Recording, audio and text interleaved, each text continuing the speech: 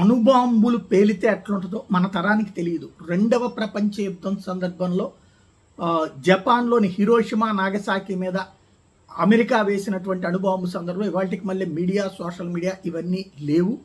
వాటిని మళ్ళీ కోలుకోవడానికి ఎంత ప్రయత్నించింది జపాన్, బట్ ఆ తర్వాత ఆ రెండింటి ఏరియాల్లో కూడా డెవలప్ చేసుకొచ్చే ప్రయత్నం చేసింది, సక్సెస్ అవుతూ వచ్చింది. అయితే అణుబాంబు విధ్వంసం ఎట్లా ఉంటుంది అనేటటువంటి తెలుసుకోవాలి అంటే ప్రధానమైనటువంటి సాక్ష్యం వచ్చేటప్పటికి ఇప్పుడు మయన్మార్ సజీవ సాక్ష్యం అని చెప్తున్నారు నిపుణులు. మయన్మార్లో ఇటీవల సంభవించిన భారీ భూకంపం 334 అణుబాంబుల విధ్వంసంతో సమానమాట. ఇది భూ విజ్ఞాన శాస్త్రవేత్త జెన్ ఫినిక్స్ చెప్తున్నటువంటి మాట. ఈ ప్రాంతంలో ఇంకా ప్రకంపనలు వచ్చే అవకాశం ఉందని చెప్పి ఆమె చెప్తోంది. దేశంలో కొనసాగుతున్న అంతర్యుద్ధం కారణంగా మయన్మార్ విపత్తు మరింత తీవ్రమవుతుందని కూడా ఆమె హెచ్చరిస్తున్నారు.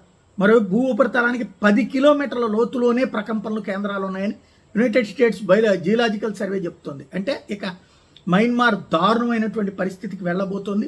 అక్కడ దృశ్యాలు చూస్తుంటే ఇంత ఎక్కడికక్కడ భూమి లోపలికి అసలు ఇప్పుడు ఆ దేశ ప్రజల బ్రతుకేంటో అర్థం కావట్లేదు. చెట్టుకొకరు పుట్టకొకరు లాగా తయారైపోయినటువంటి జీవితాలకి సజీవమైనటువంటి సాక్షి.